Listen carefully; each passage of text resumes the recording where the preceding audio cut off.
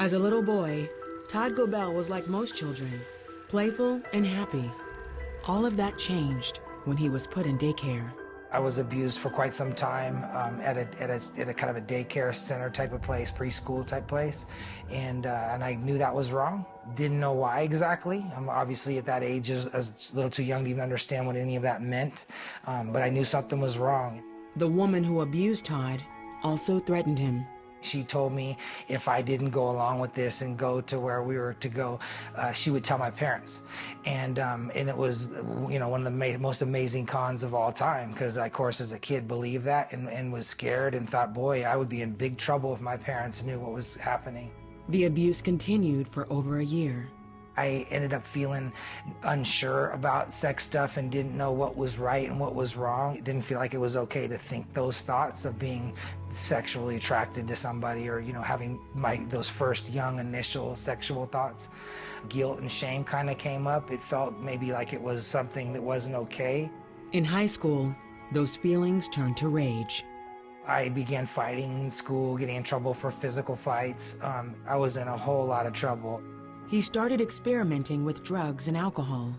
The second that I had tasted alcohol, I was, you know, I didn't know at the time I was an alcoholic, and from the first sip it had me, and that was just the ultimate thing to numb my emotions and feelings. And by the time I was halfway through my freshman year in high school, I'd gotten in a physical fight with a teacher and was expelled from the school district, and I wasn't in school at 15, and all I really clung to was drugs and alcohol. At 17, Todd met a high school senior who was making several $100s per day as a pimp. He would come one day in a Porsche, the next day he would come in a Cadillac, next day he'd come on a super bike motorcycle.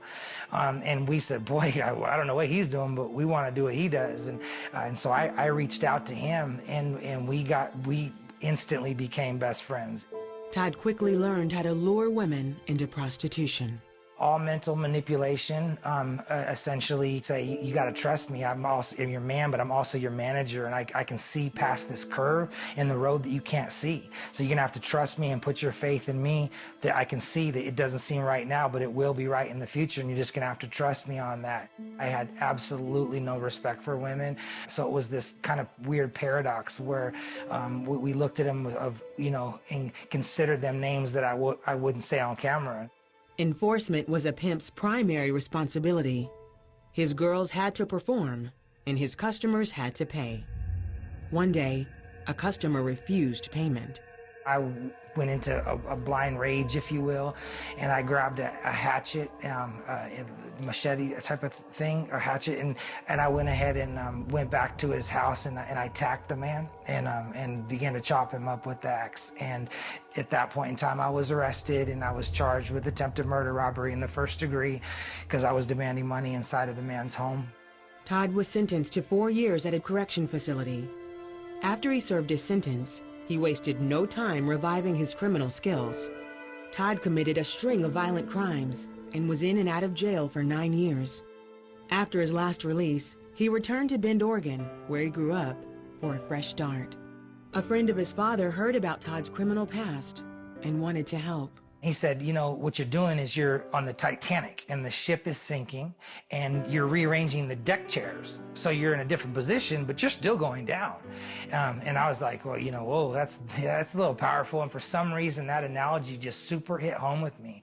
He took me out here to these mountains that are the Three Sisters that you can see from Bend. And he had me walk out in the field. And he says, you see those mountains, how they're white covered in snow? And that's how God looks at you.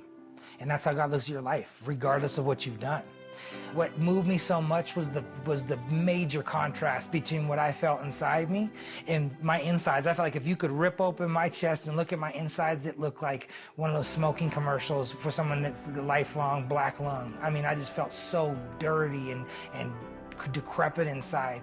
And so looking at that mountain, it was this contrast to thinking, I thought, that's the opposite of what I am. I mean, the polar opposite. And to think that, oh, God looks at me like that seems like impossible, but yet super profound. And at the time, it was so amazing.